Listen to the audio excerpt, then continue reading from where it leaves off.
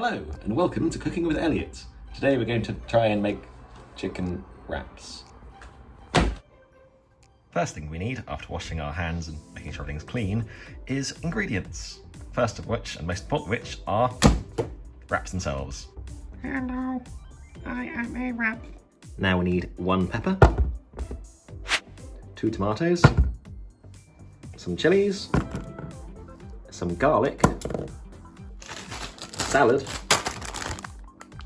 an amount of chicken, various seasonings, cheese, and some sauces. It's supposed to be garlic. There we go. Right, with that sorted, we need to try and start preparing the ingredients before we fry them. So, let's start with the chicken.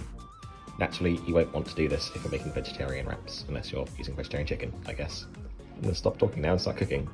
With the chicken, you kind of want to dice this up and cut off any of these weird pieces, because they're gross. There we go, that's all cut up now. Doesn't need to be a uniform size, because it's perfect just the way it is.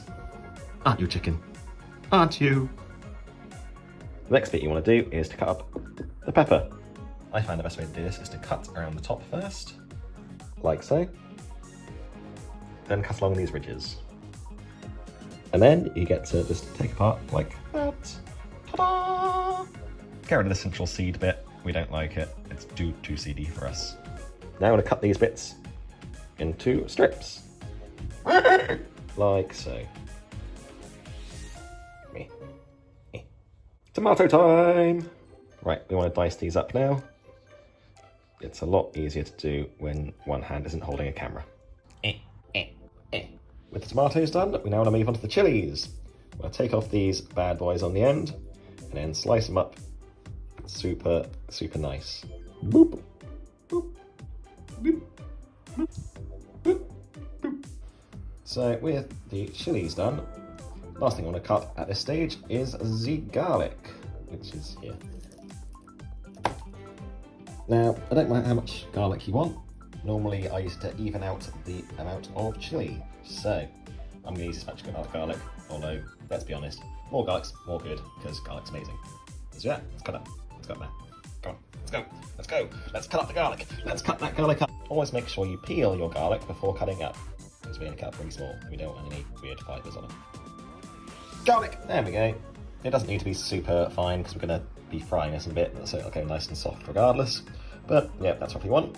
And with all this stuff, now we've got to add on the seasoning. Now, most guys will tell you to add on the seasoning whilst you're frying the food. I don't think that's very good. I think it's more fun to do it this way. So, we're just going to dump on all of the seasoning on the wet ingredients still, before we even fry anything. It's very hard to do one-handed. Next, we want to add on a few more seasonings. Most importantly for me is, of course, salt and pepper. Like, that makes everything taste better. If you disagree, you're wrong. Next, we're going to add some chipotle chili flakes to make it a bit more spicy, as well as a small amount of ginger, some ground garlic, and a pinch of each of these. Basil, sage, and rosemary. Always tasty. Make sure you don't add them too much though, because they will overpower the entire thing. Cool, now that's done, let's start mixing it all together. Best thing to do is just mix the food around on the spices, just get it all mixed in there. You should end up with something that looks like this. The moisture from all the veg and the chicken will hold it all on there, however it also stick to your hands, so make sure you wash them quite thoroughly before you fry anything else. The next step is to start prepping a pan with oil, because we're going to fry up all the stuff we've made so far. Right, once your pan is hot enough, you want to take your ingredients and place them on there. I'm not going to do this on camera because one hand is holding the camera and this will end up in a massive mess. There we go, now that's done, we want to gently simmer this whilst we prepare everything else. Right, whilst that's simmering away, we want to start preparing the wraps.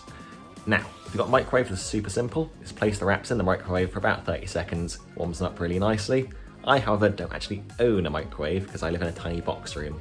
So what I'm going to do is turn on my oven to the lowest possible heat, place them in there for now, wait until they're ready to be used.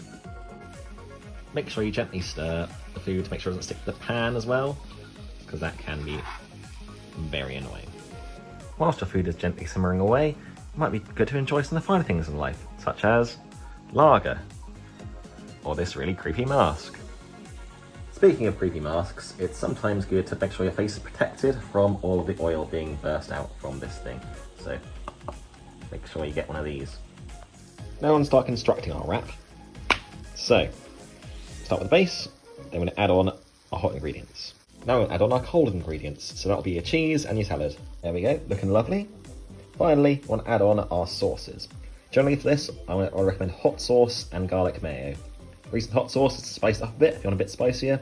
Add the garlic sauce to cool it down a bit if it's too spicy. There's our sauces, now we've got to wrap it up. What I like to do is fold from the bottom, then fold from either side.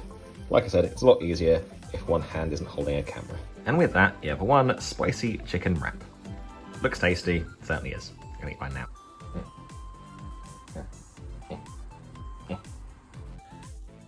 Always make sure you take off your mask before eating. Well everyone, thank you for watching. I hope this is informative. I seriously doubt it was, but it was a bit of fun to make. Please subscribe if you want any more, and leave comments below. Thank you very much, have a nice day. Bye! Just want to add on a few other seasonings. I'm going to add on salt and vinegar. As well as this, we want to add on a few other extra seasonings.